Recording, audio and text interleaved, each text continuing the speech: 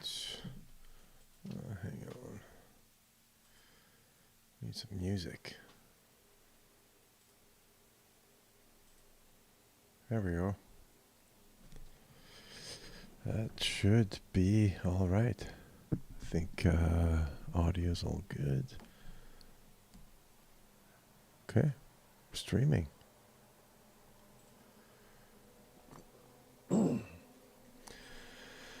I read this book the last few days, finished it last night, and I wanted to talk about it. This came out in 1988, just a few years after this book, which came out in 1985 and 86. And the reason I bring up The Dark Knight Returns is because this, to me, seems exactly like a response to The Dark Knight Returns. We'll look at that. But first, the idea of Batman, the cult, the synopsis in the back here says, people are disappearing all over Gotham City. The homeless are downtrodden, have fled underground, enthralled by the teachings of Deacon John Blackfire, a charismatic preacher who claims to be older than Gotham itself. Deacon Blackfire's message sounds sincere. He wants to help rid the city of crime and corruption, but those who follow him must be willing to act as violently as those that they are trying to purge. As Blackfire's influence and army grow, so do Batman's suspicions. Is Blackfire truly as old as he says, or is he a charlatan preying on the weak-willed? And has he succeeded where villains such as the Joker have failed by finally breaking Batman's spirit? So that's why it's called the cult. It's a religious figure who manages to capture Batman, break his spirit, and successfully brainwash him with drugs and torture and deprivation of food and sleep. But we learn throughout the book that he's not really a religious figure. He's just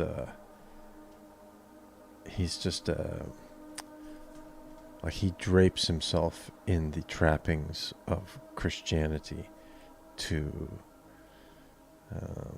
kind of trick people, right?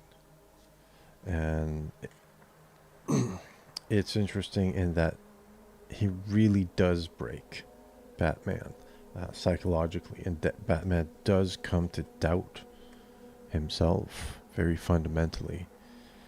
So that's the story. That's the story. It's the story of Batman breaking and coming back. The story itself, I was mixed on it. Partly because the book opens on this essay that's sort of an anti, like a screed against the political enemies of this writer, I guess, or the perceived enemies. It talks a lot about censorship. And he's basically saying the Christian right is censoring.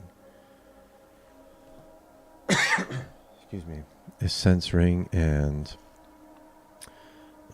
that's bad, and he's like quite angry about it. But I mean, obviously, the pendulum has swung, so it set me off. Set me a little bit. Like it just put me in a weird mood, because I'm not really interested in a book that's a political screed. And there's some of that. I mean, the guy's obviously anti-religion. He tries to make a point that religion's all a scam and a racket. but as the story progresses, it becomes more fantastical, and you can see that this man is actually not a religious man at all. He has no morality or anything like that. He's just an evil, demonic kind of figure. The main reason that I did like this book was the artwork. Now, Bernie Wrightson doesn't usually write this way. Doesn't usually draw this way. And I have an example, and I forgot to bring it. I'm going to go get it, and I'll be right back.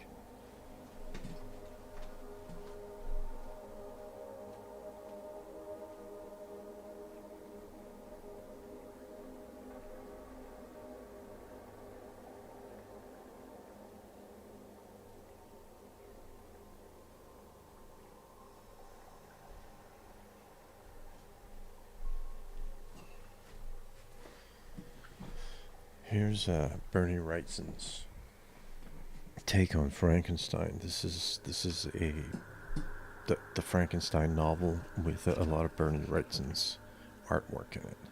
And as you can see, it's quite inspired by artists like Gustave Doré. This very fine pen and ink line work. Right. This is like top Wrightson. Now, obviously, Wrightson has an amazing career, and he's drawn in all sorts of styles. But what's interesting to me is that this style here is done directly in response to Frank Miller's The Dark Knight, and I'll show you. Let's find it. Look at this. This is obviously a commentary, right? This is we got Wrightson doing the exact same technique from one book to the next, right? And the scripting is done in a similar manner, using these television screens to do exposition, right? But also just in the style of brushwork in the inking. We just have very similar stylistically, and the way he does the figures of quite loose hand. And if you look at the coloring too, the coloring, it does harken back to, The Dark Knight, whereas the Dark Knight Returns is a little bit more earth tone, like kind of more these grays, browns. The Cult dares to go in more kind of neon territory. And these backgrounds here, like, there's more texture to these colors. These seem to be have been done more with like Photoshop. These backgrounds are done separately and popped in digitally after, which inspired me to experiment with. I'm going to be doing a lot of these sheets. I started this yellow sheet because I thought this piece, which I forget who drew this piece. I guess it's Jim Aparo, but I thought one way to do an interesting cityscape, practicing on this cityscape here, right? I thought one way to do a good cityscape would be, instead of putting the watercolor on there and just constantly layering materials on a sheet of paper, is I would do my own coloring, and I think that's superior to just a flat color because it has this texture, right? It has some gradations, and then I can play with these sorts of all sorts of different kinds of color textures. Which, when I opened up this book, I saw, oh, there's a lot more potential than I initially assumed. I can do like as many sheets as I need of those colors, but add textures to them, you know, splatter effects and stuff, and I can do custom. If I need one for a specific panel or page, I can do it, keep it on a hard drive for later usage, and kind of develop my own palette of colors and textures. So I'm very excited about that. Yeah, so that's a tangent on the artwork. But yeah, that's the main comments that I had on it. It's the artwork. I'm very impressed with that it's honors this amazing work here. What was interesting to me though is that I think this is a little bit the writer saw it as a response to this one, because I think some people would read The Dark Knight Returns as kind of a pro-conservative thing, which this is not immediately apparent in the story, but obviously the essay is like kind of anti-conservative. But I find it regrettable when writers kind of let themselves get sucked into political commentary in their fiction work, because to me politics is quite superficial. It's too shallow a topic for fiction. Fiction has the ability to go a lot deeper and explore like more universal themes, more like metaphysical themes about morality and you know, like just more cosmic themes and more eternal themes. Where politics is quite ephemeral, right? It's things come and go, and this party kind of transmogrifies into another, into its opposite party, right?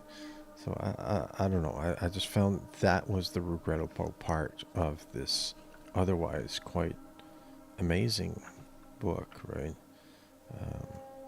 It's a wild trip. It starts wild and it gets wilder, and it's got some amazing scenes. It does include Robin helping out Batman. Commissioner Gordon gets in a bad way.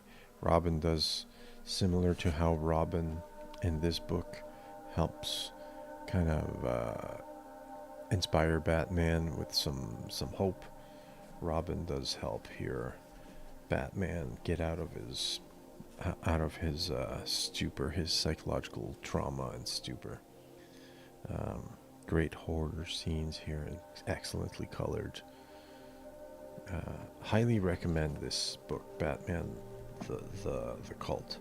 When I first started reading it, I was kind of rolling my eyes, and I thought, oh, it's going to be one of those books where the writer works out his frustrations about society on the page, which is I always find quite boring.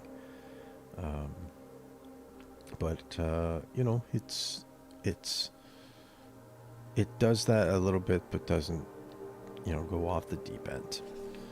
So like this cityscapes, definitely, like I need some to do some practice doing these cityscapes this way, with a mixture of ink and gouache. Yeah, amazing display of competence and skill here, especially on the art front. Did you read this book? Did you like it? What do you think? Do you think politics is something that's worth putting in your fiction, fantastical stories? I'll see you in the comments. And thanks for watching. See you next time. Bye.